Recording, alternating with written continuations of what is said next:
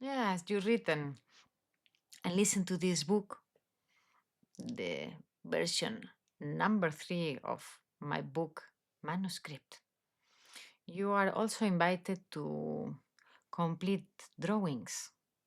Yeah, adding your force and your imagination and your own notes. Yeah, oh, I write on books and I love making notes on them, like those, all of the sudden, those moments when you see it clearly, you can almost feel it in 3D within yourself and bloop, a moment of synthesis and integration. Yeah, so honoring that practice of mine, I've left some open space, freedom for self expression. Yeah, you are reading, listening, and finishing the book yourself. So finally, here we are. I promised it a few audios ago. A call to leadership. We're entering into the first section of the book.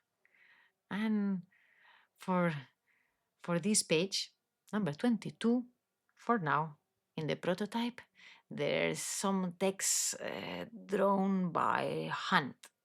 Yeah, actually, the title, A Call to Leadership. I have, for now, decided to put a photo of mine. Yeah, it's a photo that I did with the artist and photograph Patrick Moraresco.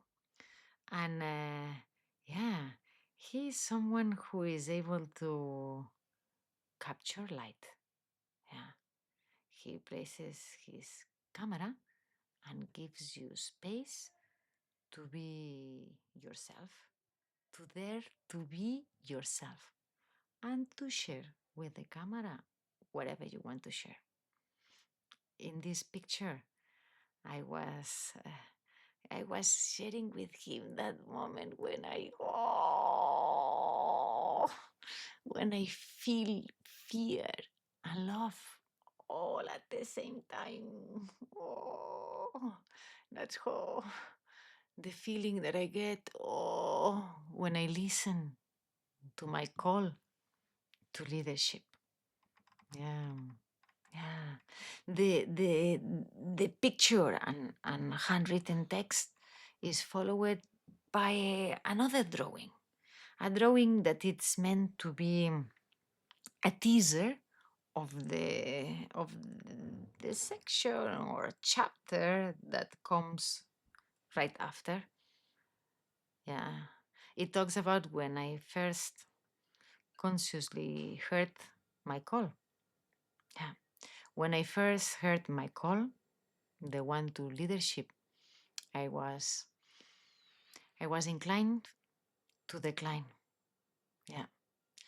To me, my my call to leadership felt more like an irrational sense of possibility. You know, what if, what if, what if, what if it was possible? What what is what if it was possible despite, yeah, despite everything reason had to say, an irrational sense of possibility. It was like somehow deep within my heart, I knew it and I kept doubting. So I repeatedly dismiss mm, my my ability to to create a more kind, a more gentle, and a more heartful wall. Yeah, my ability to create a more kind, gentle, and hurtful wall. my ability to, what I sensed at the time as a more beautiful wall, although the wall in which we are is already beautiful in the way it is.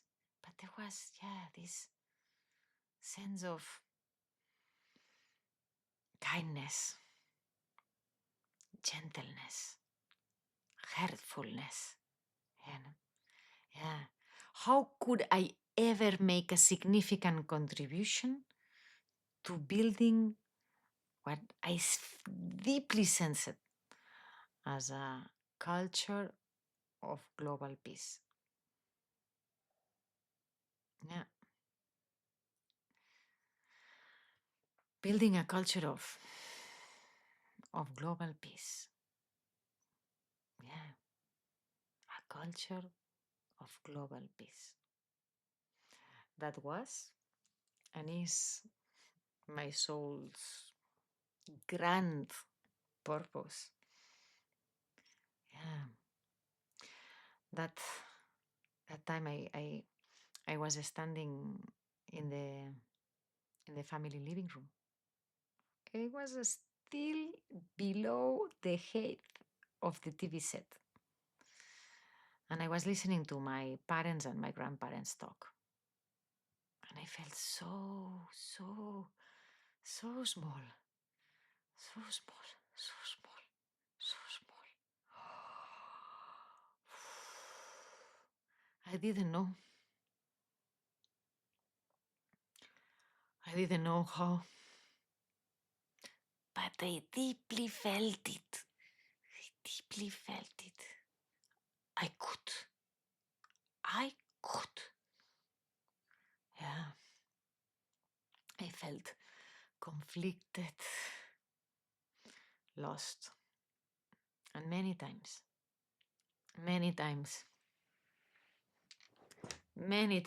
I've let it go. I've disregarded the thought. I denied the feeling, and I have neglected, yeah, said no to the choice of leadership. Yeah. But from time to time, yeah, from time to time I would hear it once more. I I even sensed it in the space between my hands. Yeah. Yeah, in the awakening of the chi energy. Yeah. And yet, as quickly as I noticed it, that feeling, yeah, it was gone. It was gone. And then I tried again, and it went away. Yeah, yeah. Silence, darkness, doubt, doubt, doubt, doubt. So much doubt. What if? What if it's possible? What if? What if it's possible? Despite everything reason has to say.